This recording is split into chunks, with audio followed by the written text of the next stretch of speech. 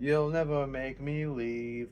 I'll wear this on my sleeve. Give me a reason to believe. So give me all your poison and give me all your pills and give me all your hopeless hearts and make me ill.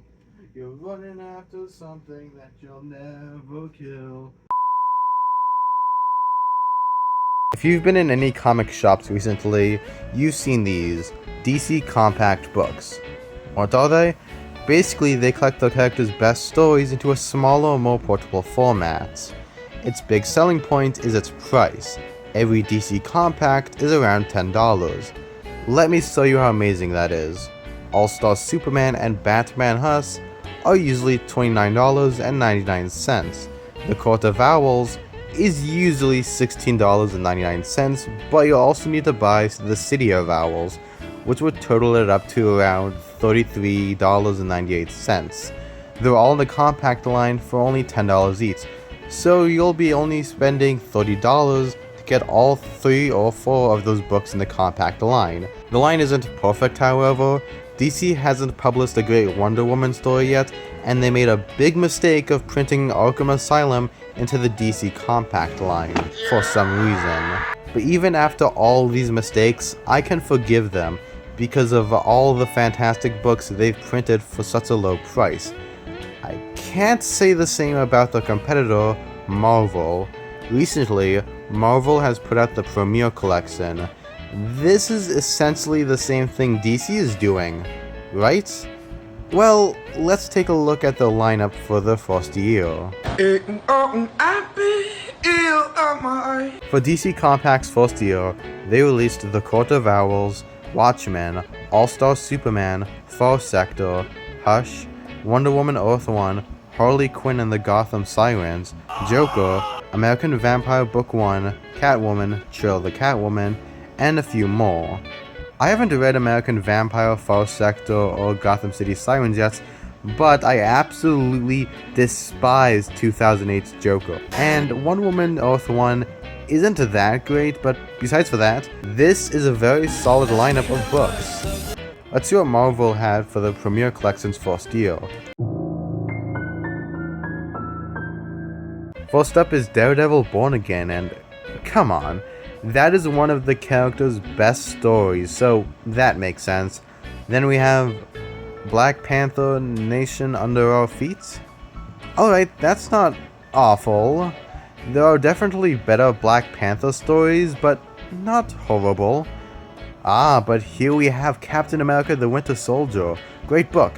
Fantastic Four Solve Everything, which is another solid run. Then we have Civil War, which is another solid book. Then Old Man Logan?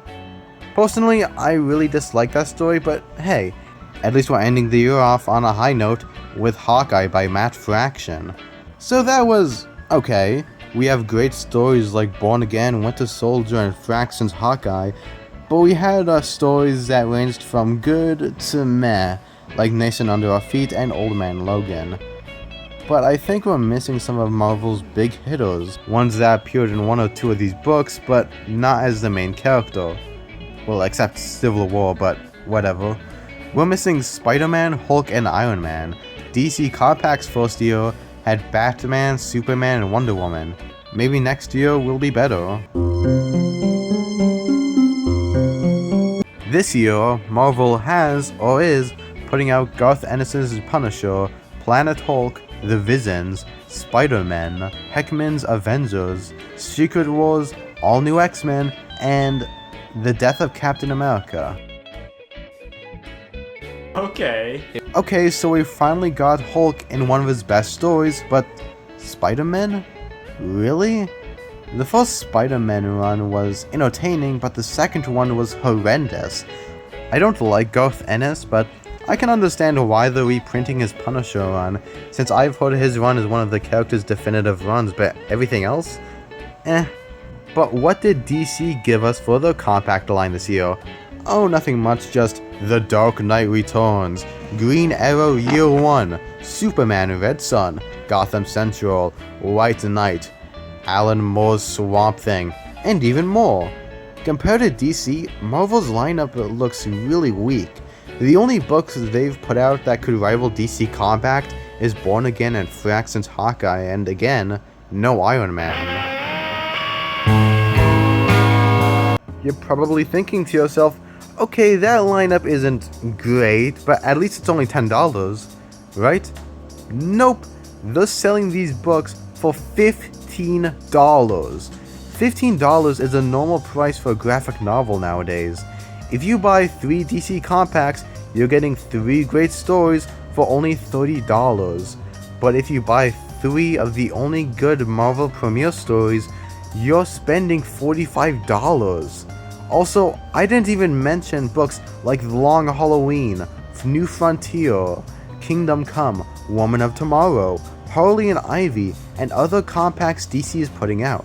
Marvel has so many great stories they could release as premiere books, but which ones? Well, I'm glad you didn't ask. DC Compact has Long Halloween by Jeff Loeb and Tim Sale. What if we reprinted the books they did for Marvel in the Premiere line? Spider-Man Blue, Hulk Gray, Captain America White, and Daredevil Yellow. How about we print some runs pretty hard to pick up nowadays, like Ultimate Spider-Man by Bendis and Bagley. Release them by arcs in the Premiere line. I have all the issues of Ultimate Spider-Man, but not everyone has all the issues or can pick them up easily. How about some other Ultimate comics, like Ultimate Fantastic Four or The Ultimates? If we're reprinting Born Again, how about Kraven's Last Hunt? If we're reprinting Winter Soldier, how about Extremis? Finally introduce Iron Man into the Premiere line. How about we print Marvels to combat DC's Kingdom Come? How about we print some iconic runs, like issues 48 to 50 of Kirby and Lee's Fantastic Four, since 4 Steps adapts some elements from that. Replace all new X-Men with Days of Future Past, or God Loves and Man Kills. There are so many great Marvel stories, but they're choosing to reprint the weirdest stories. But did you know they made a compact book that fixes all of these problems, but isn't in the Premiere Collection? That's the Spider-Man Brand New Day compact book. It collects multiple issues from the Brand New Day era of Spider-Man, mainly issues that inspired the film. It's the Spider-Man equivalent to Hush. Both aren't the character's greatest stories, but they're really entertaining and great entry points to get into these characters. Also, not to mention, it's only $10. This compact proves Marvel knows how to make a great compact book, but they're not doing it.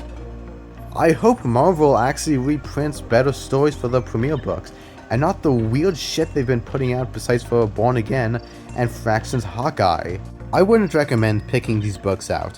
Just stick to the DC Compact books and the Brand New Day Compact.